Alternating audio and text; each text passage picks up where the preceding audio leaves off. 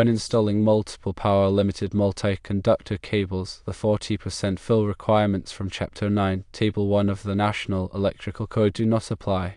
This exception is crucial for understanding and executing compliant electrical installations. Understanding cable fill requirements is essential for safe and efficient electrical systems.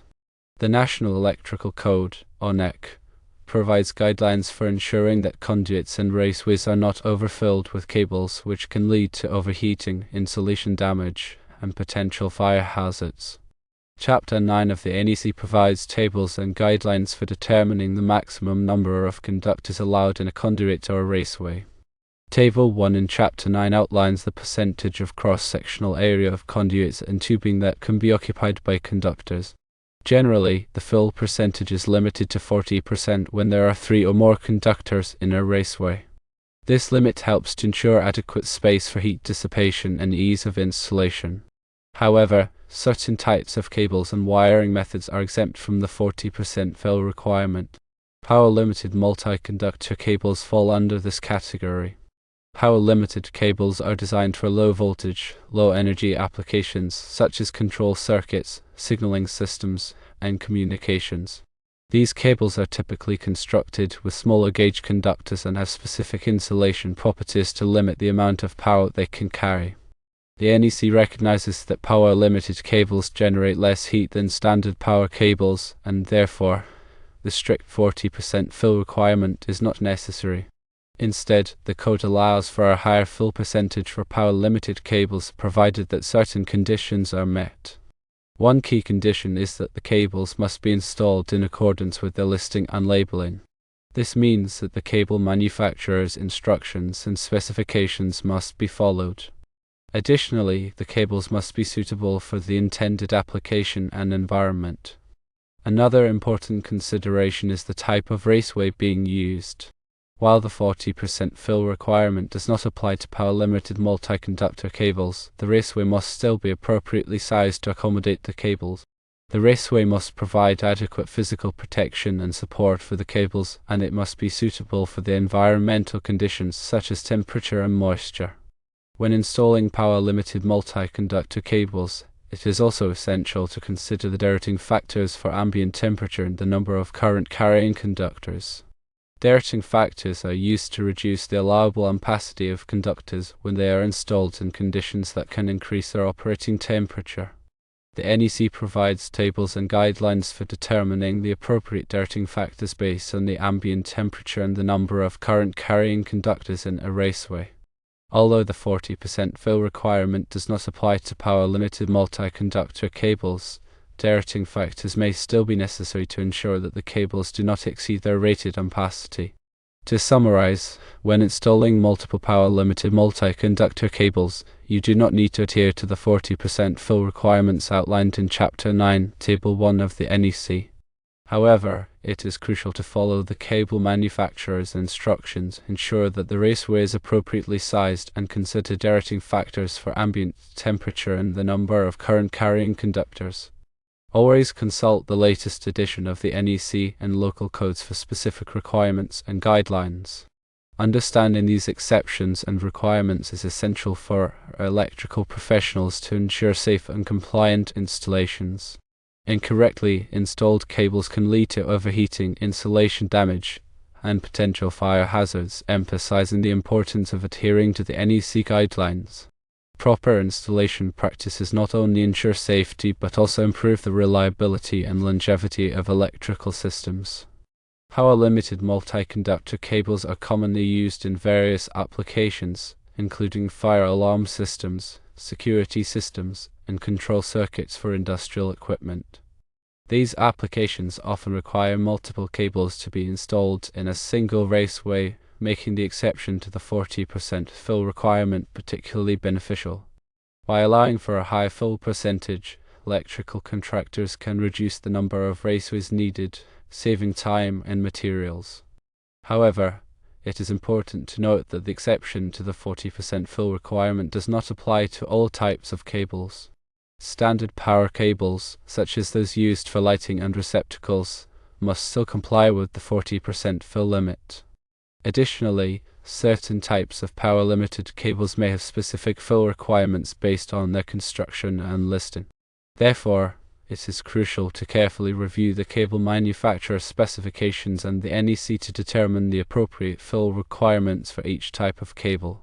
In addition to cable fill requirements, there are other important considerations for installing power-limited multi-conductor cables.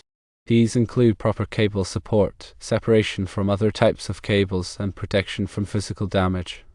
The NEC provides specific guidelines for these aspects of cable installation, which must be followed to ensure a safe and reliable electrical system. Cable supports are essential for preventing excessive strain on the cables and their terminations. Cables must be supported at regular intervals, typically every few feet, using approved cable ties, straps, or hangers. The supports must be designed to withstand the weight of the cables and any additional stresses such as vibration or movement. Separation from other types of cables is also important to prevent interference and potential hazards. Power-limited cable should be separated from power cables and other sources of electrical noise. This can be achieved by installing the cables in separate raceways or by using barriers to physically separate them. Protection from physical damage is another critical consideration. Cables must be protected from abrasion, impact, and other forms of physical damage. This can be achieved by installing the cables in rigid conduit cable trays or other protective enclosures. In areas where cables are exposed to potential damage, additional protection, such as metal sleeves or guards, may be required. Furthermore, proper grounding and bonding are essential for ensuring the safety of electrical systems. Grounding and bonding provide a low impedance path for fault current to return to the source, which helps to protect against electric shock and fire hazards. The NEC provides detailed requirements for grounding and bonding, which must be followed when installing power-limited multi-conductor cables. In summary, while the 40% fill requirement does not apply to power-limited multi-conductor cables, there are still numerous other requirements and considerations that must be addressed to ensure a safe and compliant installation.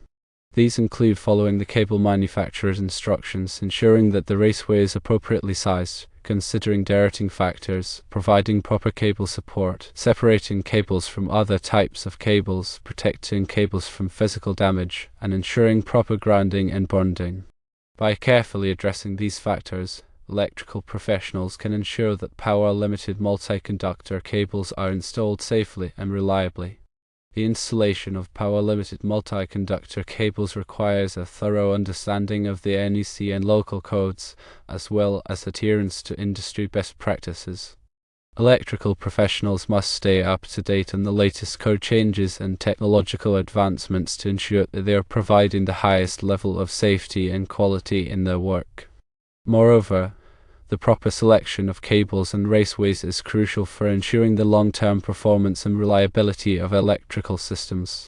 Cables must be selected based on their intended application, voltage rating, ampacity, and environmental conditions. Raceways must be selected based on their size, material, and ability to provide physical protection and support. By carefully considering these factors, electrical professionals can ensure that electrical systems are designed and installed to meet the specific needs of each application. In addition to the technical aspects of cable installation, it is also important to consider the aesthetic aspects. Cables and raceways should be installed in a neat and orderly manner, and they should be concealed whenever possible. This helps to improve the overall appearance of the installation and reduce the risk of damage. Electrical professionals should also be mindful of the impact of their work on the surrounding environment. They should take steps to minimize waste, conserve energy, and protect natural resources. By incorporating sustainable practices into their work, electrical professionals can help to create a more environmentally responsible industry. The installation of power-limited multi-conductor cables is a complex and multifaceted task that requires a high level of skill and knowledge. Electrical professionals must be well versed in the NEC, local codes, and industry best practices. They must also be able to work safely and efficiently, and they must be committed to providing the highest level of quality in their work. By adhering to these principles, electrical professionals can ensure that power-limited multi-conductor cables are installed safely, reliably, and sustainably. The NEC is updated every 3 years, so it is essential for electrical professionals to stay informed about the latest changes.